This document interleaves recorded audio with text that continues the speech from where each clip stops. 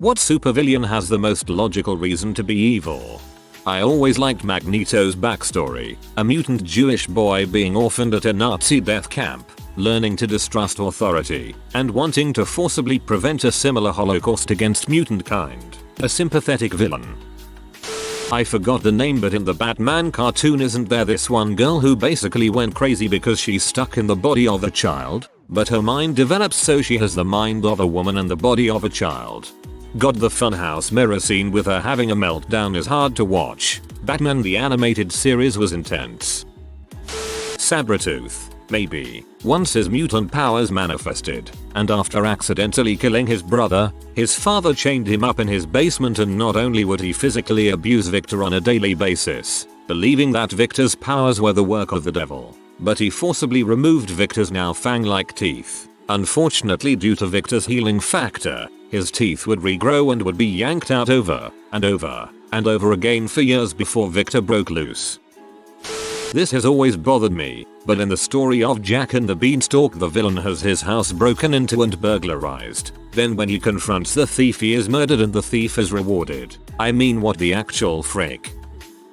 Dracula from Castlevania. They killed his one true love, then spat on her memory by calling her a witch. He went way too far with his revenge, but I can see why he did the things he did. Sauron from the Marvel Universe. He has complete control over biological systems and used his power to turn people into dinosaurs. Spider-Man confronted him and asked why Sauron didn't use his power to cure cancer, and he gave the greatest, most moving villain speech in history. I don't want to cure cancer, I want to turn people into dinosaurs. If we could consider him a supervillain instead of a minor inconvenience, Dr. Heinz Doofenshmirtz. Neither of his parents showed up to his birth. He was raised by ocelots, forced to be a garden gnome, forced to wear girl clothes to school, and he just wanted to be good at kickball. But the only reason he's trying to take over the Tree State area is because of a sarcastic comment on a terrible date with Linda Flynn. But he didn't lose his choo-choo. General Hummel from the Rock. He wanted the government to properly compensate honorably discharged war veterans for risking their lives for the country, and taking over Alcatraz was the only way he could do it. Dr. Evil. That ritualistic testicle shorning really does a number on a young man. And don't even get me started on the lack of respect after completing 6 grueling years of evil medical school. When your father makes outrageous claims like he invented the question mark, how else are you gonna turn out? Zod from Man of Steel. It is, by definition, the most logical reasoning, as he was simply doing as he was innately programmed to do. Prolong the Kryptonian race by any means necessary. Even if some Kryptonians have to die to see that goal fulfilled, the end goal is the logical. This is for the people as a whole. No moral quandary, no vendetta. At least not until Jor-El came back and started messing with it, or until Kal took away his one chance to actually fulfill his goal. Just a pure, logical goal of I need to save my people, and this is the only course of action that will save them. I mean, why not just terraform Mars instead of Earth? Still get that sexy yellow sun. Mr. Freeze. I mean, the dude just wants his wife back. I mean, yeah, the whole killing people is a bit overboard, but if Batman would just help him out, he'd stop being bad. Anakin Skywalker's was kind of sad. He visioned his mother dying, but he saw he was too late to do anything and couldn't stop it. Then he had the vision of Padme dying. So of course, since he loves her so much, he'd do whatever he has to do to keep her alive. So with Palpatine freaking with his head the whole time, he gets him to believe he can keep her alive. And before this, Anakin talked about wanting a new world order, something like that, like a dictatorship. So he basically made the best of it and went with it because he knew he and Padme could live a comfortable life after the Jedi wouldn't grant him his wish of being master. He did everything he had to do, including killing Jedi, trying to kill Obi-Wan, and even killing Padawans, the children, in which he didn't want to do. He cried and showed emotions, but did it all for Padme, but killed her in anger. Then lived the rest of his life continuing on killing Jedi since he blamed them for starting all of this, and lived in an uncomfortable suit that made him feel constant pain and itchiness with robotic limbs and fake skin, all fueled by anger. Yeah, I was going to mention Anakin Vader. When he first turned dark, he was desperate to save his wife and unborn child. They didn't know at the time it was twins. Kinda sad that he didn't feel like he could go to any of his friends. While a lot of the things he did as Vader were terrible, at least he repented at the end. I wouldn't call him a supervillain, more an antagonist, but Squidward just wants to live his life and be a responsible adult. He's let go of his childhood years ago, and SpongeBob just gets in the way of him attaining his goals, i.e., a relaxing weekend, a clean yard, a music art career. I think Squidward is a perfect example of if you stare into the abyss stares back at you, because the more he hangs with SpongeBob, the more he realizes he enjoys his company, and in some situations depends on SpongeBob's friendship. Squidward is afraid or incapable of having a good time by SpongeBob's standards, and he's afraid that the more he hangs out with SpongeBob, the more he will see a side of SpongeBob in himself. Hence why he's always got emotional walls up, reflected in several episodes where Squidward literally builds walls around his house to block out SpongeBob, his own fortress of solitude.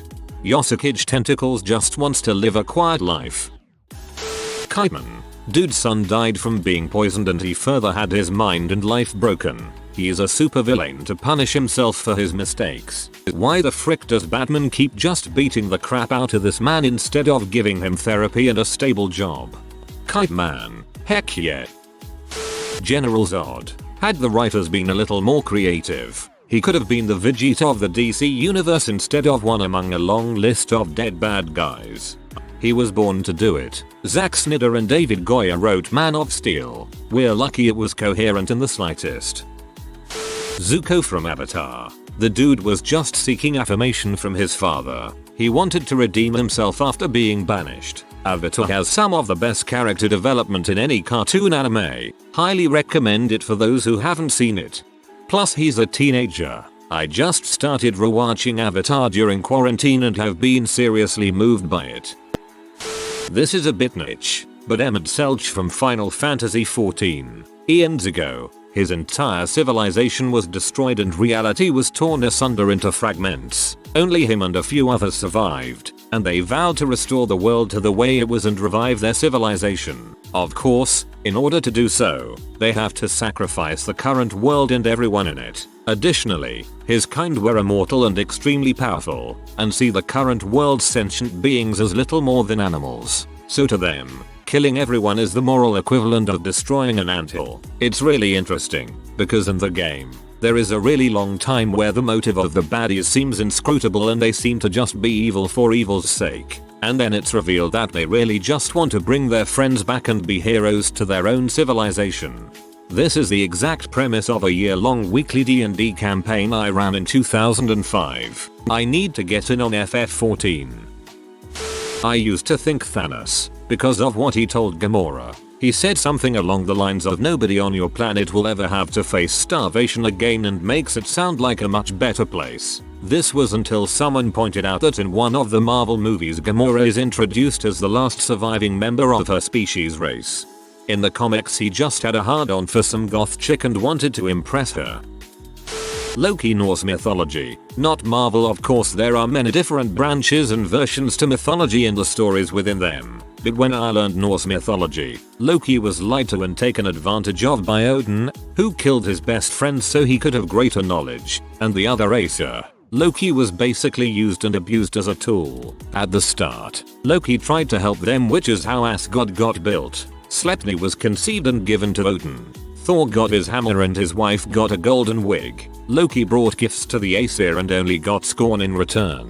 Eventually he got pee and started lashing out at the Aesir, and he just grew bitter against them. Sure, Loki has faults, but I highly doubt he deserved to be tied to a rock under a poison dripping snake until Ragnarok. Side note, I know that this may differ from what others believe, as there are many versions of ancient religions. It is hard to find the most accurate. This was simply from the first version I learned, so please, if you believe or learned something different, take my opinion with a grain of salt.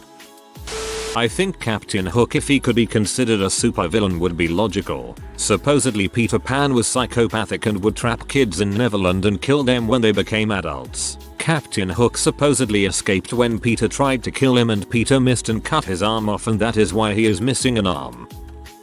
Nox from Wakfu. His entire goal is to travel back in time to save his family from a hurricane that flooded their island. To do this, he needs to collect Wakfu from enough living beings to power his time machine. Sure, to get the energy he needs to kill people, but if his plan works, then he'll have undone all of the damage while also getting his family back, so everyone lives happily ever after. If he fails, then he'll accept whatever punishment he deserves because he'll want to die at that point anyways. Here's the thing. Despite everyone telling him that it's impossible, despite the god of time itself telling Nox that not even he can travel back in time, despite all of that, Nox's plan works. He kills off the last civilization, adds their Wakfu to his time machine, and he goes back in time by 20 minutes. Just enough to undo his most recent transgression. He spent 200 years collecting Wakfu for a measly 20-minute rewind.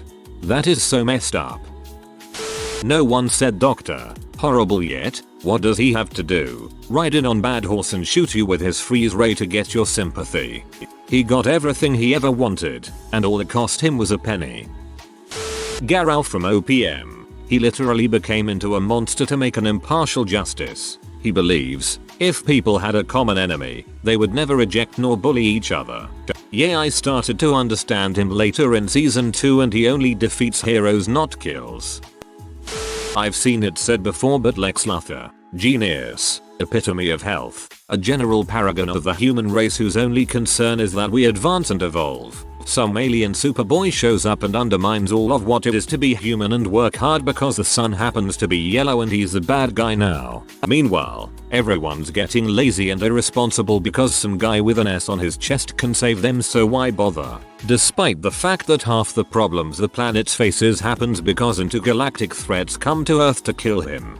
I disagree. Lex Luthor is irredeemably evil. I mean, it depends on which version, how you interpret the character, blah blah blah. However, he killed his parents when he was a child. Every move he makes is calculated to 1. Get him more power, 2. Get closer to killing Superman, and or 3. Increase public opinion of himself to hide the other 2 facts. The Dark Elves from Thor 2. The movie opens stating that in the beginning everything was darkness, then the light appeared, and the Dark Elves just want to bring the dark back. To them they are on a quest to set the universe in proper order. Handsome Jack from Borderlands 2. He only wanted peace and order on Pandora and the only way he could do that was by getting rid of the bandits and cleaning up the entire planet. He was also betrayed by the people who later killed him in the past and led him to go somewhat crazy, but he had a good reason to do what he did. TBH, I think the Vulture from Spider-Man Homecoming, since although the stealing and stuff is way too far, he does have a good reason since he just wants to protect his family.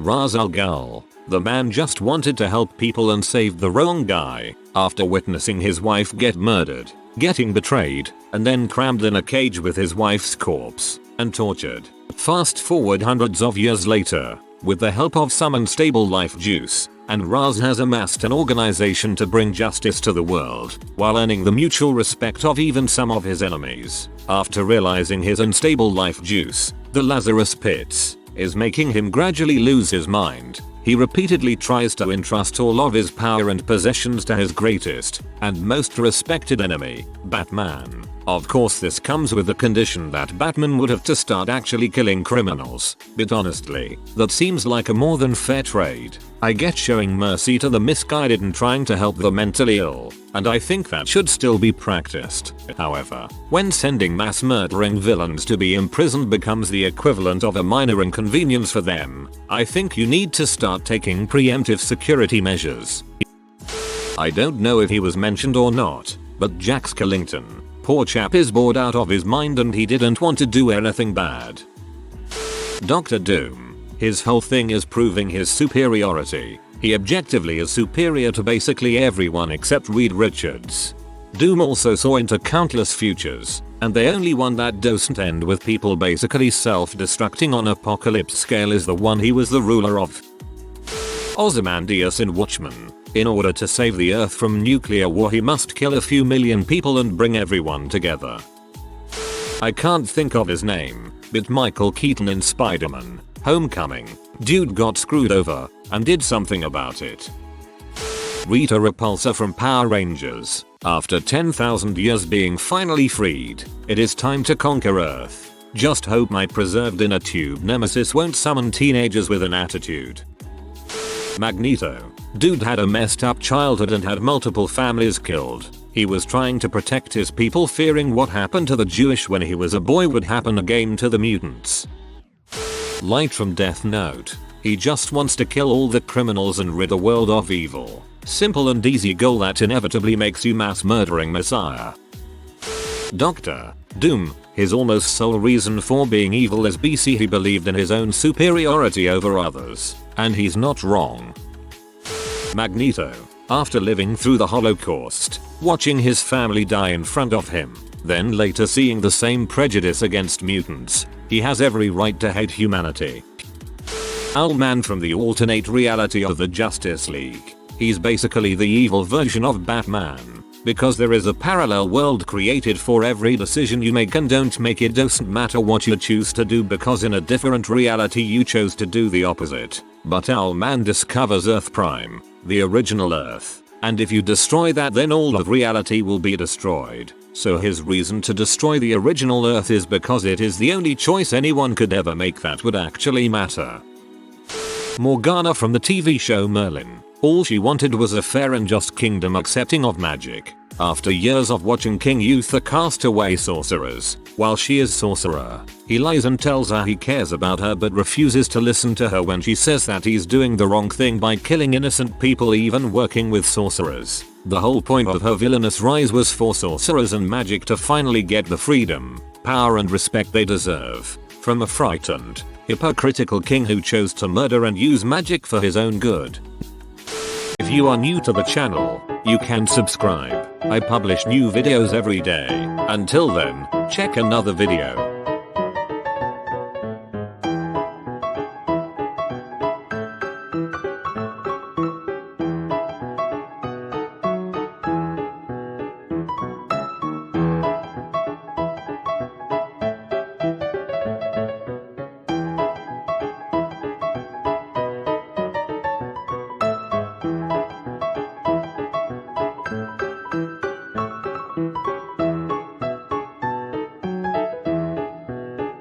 Bye for now.